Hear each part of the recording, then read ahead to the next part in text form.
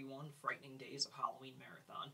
Tonight I'm going to take you guys back to the 1990s yet again, where we're actually going to take a look at a Goosebumps double feature. That's right, Goosebumps was a show that actually was a staple of my childhood. Now this was a show, a cult classic children's show in my opinion, that aired from 1995 to 1998, and it took the popular book series Goosebumps by R.L. Stine and turned them into a half-hour after-school show for kids. I grew up loving the books. I mean, these books were like, the equivalent to Harry Potter for me back in, second, third, fourth grade. And then when it was announced that they were actually developing the books into a television show, I literally shit my pants because I was going every single month to the bookstore picking up the latest Goosebumps book. So once, I heard that, like, it was going to be, turned into a visual medium for kids, it was immediately going to be, like, an after-school staple for me, and sure enough, it did.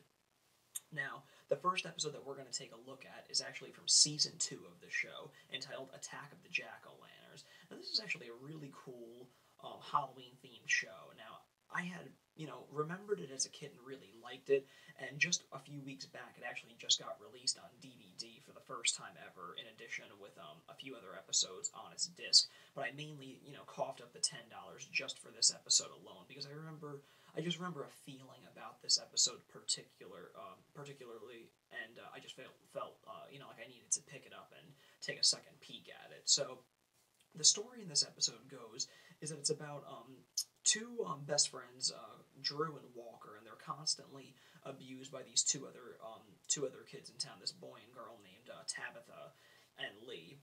So upon walking around, it's a few days prior to Halloween, and upon walking around the neighborhood, Drew and Walker are yet again spooked out by Tabitha and Lee's tricks. So it isn't until two fellow best friends emerge from the woods.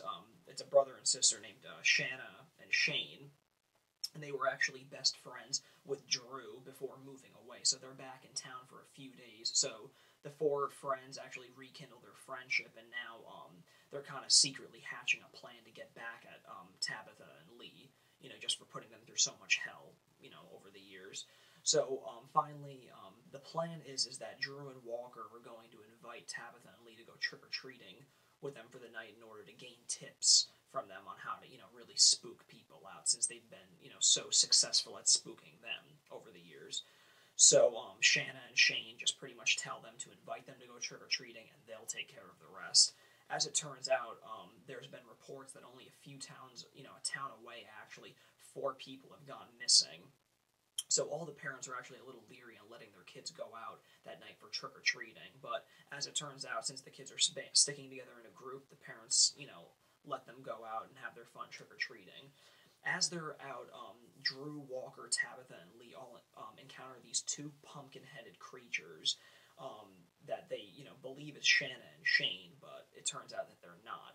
So these two pumpkin-headed creatures that actually, they appear like they have lobsters for, lobster hands, bring them to a neighborhood that they've never been before to go trick-or-treating forever. I mean, they're forcing these kids to go trick-or-treating all night until, they can't do it anymore. And then once they, give up that they can't, care anymore, the jack-o'-lantern creatures still tell them they have to keep going and trick-or-treat forever. So it isn't until Tabitha and Lee, try and remove their heads and realize that there's, nothing there, and they realize that these creatures are for real, that they run off scared. Walker is completely, in disbelief that these creatures are real, but it isn't until Tabitha and Lee actually, finally leave the scene that it turns out that those two pumpkin-headed creatures that we once believed were monsters are actually Shanna and Shane. And this is where the episode, the finale actually takes, a much weirder turn than I had actually remembered from childhood. It turns out that Shanna and Shane are actually aliens from another planet, and Drew always knew it, but she never told Walker because, she didn't think he'd believe it. So it turns out that, they're aliens. That's why they were capable of, accomplishing, the tricks that they did. And it turns out that they feed on humans. So the 4 missing people that you hear about early on in the episode, went missing because, those two, the 2 aliens ate them because that's what they feed on. So it's not crucial viewing. I just, kind of went on a feeling that I had about the episode, so I wanted to kind of, recapture it and see if it actually, stood up. Though, the episode certainly fell flat of what I remembered, but it's still, a fun, Halloween episode. If you were, really into Goosebumps as a kid, it's definitely something to bust at, but nothing too crucial for the Halloween season. Now, the next episode, this is probably the end-all and be-all of, classic Goosebumps episode. This may be one, if not the best Goosebumps episode. That's right, I'm actually talking about the first episode from Season 1, entitled The Haunted Mask. Now, I remember when this episode actually debuted back in 1995, and it debuted on Halloween night, and it was introduced by the author of the Goosebumps books, R.L. Stine. And I just remember sitting up at night watching and just being mesmerized by this. It tells the tale of a real scaredy cat named Carly Beth, and she's just constantly abused by two kids in town named Chuck and Steve, who, interestingly enough, this asshole bully Chuck in this episode is actually the same kid that, if you guys remember from my Are You Afraid of the Dark review, where I reviewed one of my favorite episodes, The Ghastly Grinner, the kid Chuck is actually that comic book illustrator from that episode, The Ghastly Grinner. So basically, he's pretty much the shit this month. He's in the best Goosebumps episode and my favorite Are You Afraid of the Dark episode. So basically, that kid rules. So moving on, these two bullies, Chuck and Steve, just abuse Carly Beth, constantly. So finally, Carly Beth wants to, get some revenge on these guys that just, taunt her and scare the living shit out of her. So she stumbles upon this, rundown little novelty shop and, finds this mask that the owner specifically tells her not to take. Carly Beth's, need to get revenge gets the best of her. She takes it. Turns out the mask is haunted. So upon putting the mask on, she can't take the mask off because the mask is now consuming her, and her and the mask are becoming one. It isn't until that she learns that she needs a symbol of love to be shown for her to, remove the mask once and for all. This episode is awesome.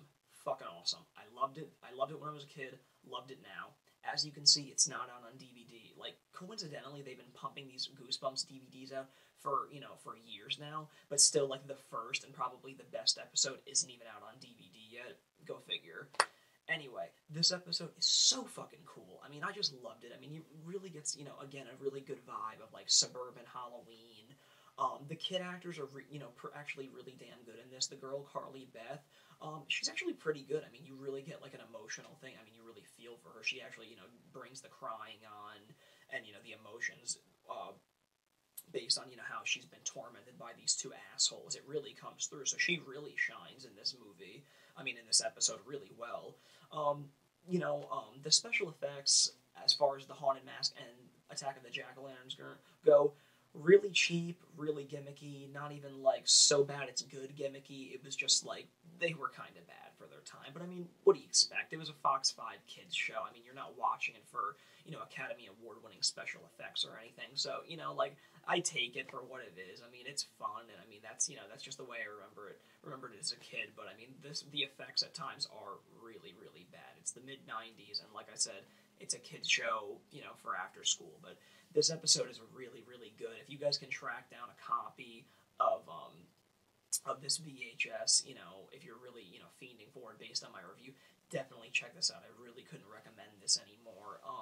You guys actually might even get lucky, because the last time I had checked, I think over the past few years, I believe Cartoon Network has actually been, around the month of October, they play a lot of the Goosebumps episodes. So you guys might actually be lucky. Like, check your local listings and your schedules to see if either two of these episodes will be playing. I would actually, I think it'd be a safe bet that at least the Haunted Mask would definitely be played around this time. So absolutely check this one out. And if you guys really dug the Haunted Mask episode, for additional viewing, I would definitely track down the DVD of the Haunted Mask 2. Just as good as the Haunted Mask 1, really solid, takes on the same kind of story, but, just a lot of fun. So if you can track down the DVD, check it out. Like I said, guys, this was a great little double feature. Attack of the Jack-O-Lanterns, not one of the best, but the Haunted Mask, definitely check out. As always, guys, thanks again for tuning in to my marathon, and come back for yet another review tomorrow. This is Frightener22.